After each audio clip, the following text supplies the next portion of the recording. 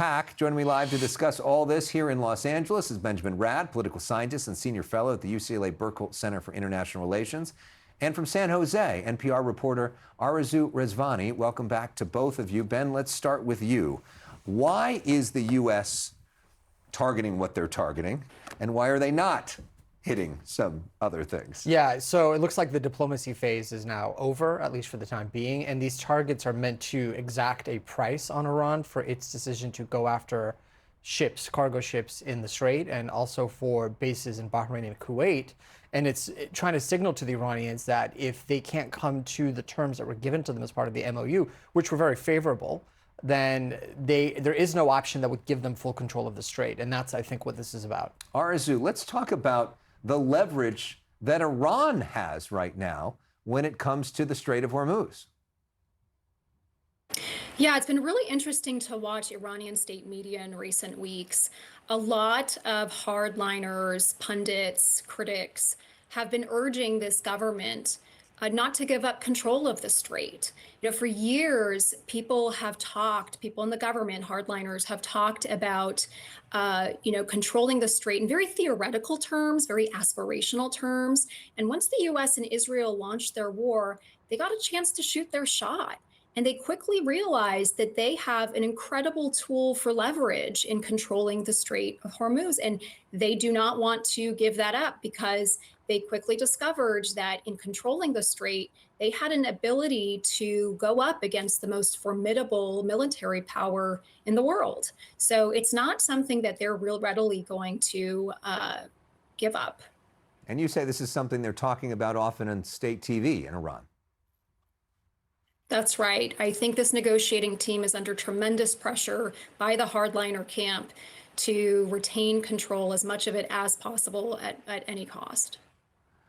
And Ben, we were a reminder, of course, the Strait was open at the beginning of this war. This was not a problem before this war started. Which is why it is too high of a price for this administration to pay in order to obtain the peace that President Trump wants. In other words, he has to find a solution that does not involve losing more than the U.S. started with, which is control of the Strait.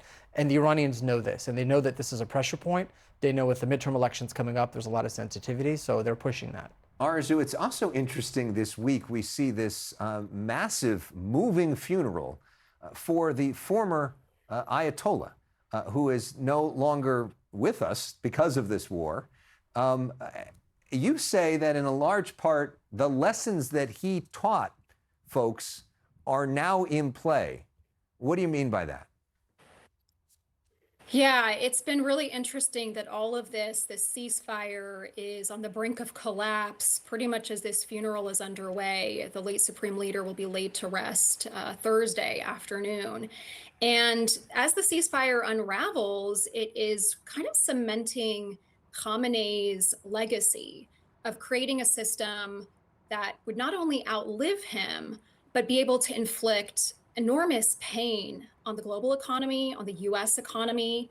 And if Iran comes out of this with any control of the Strait of Hormuz, I think that it's going to be a region forever changed in a way that I don't think the Trump administration quite anticipated. And just to clarify, when I use the word moving, I was referring to the fact that it's literally moving, that we have seen this in multiple locations, in multiple countries as well, as we have seen, his body being moved around. Ben, you say the midterms are impacting the thinking on this. What do you mean? Well, the president is sensitive to the price of gas, the price of goods going up, essentially the economic hardship on Americans going into November.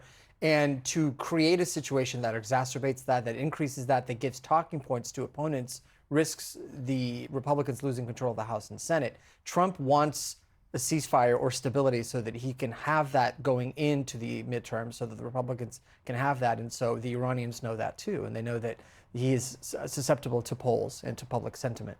And an interesting potential divide between his vice president of the United States, J.D. Vance, and his Secretary of State, Marco Rubio. Yes, so the decision to pursue the diplomatic track was very much, it's known to be Vance's, and President Trump has basically allowed Vance to take that on. that is now not bearing any fruit. And it is now maybe the chance for Rubio, who's been pushing behind the scenes for a more aggressive posture, for the U.S. to use force in order to bring Iran to the table. That might be the time, the opening for Secretary Rubio. Ben, Arezou, thank you so much for joining us. Really appreciate it. We are following breaking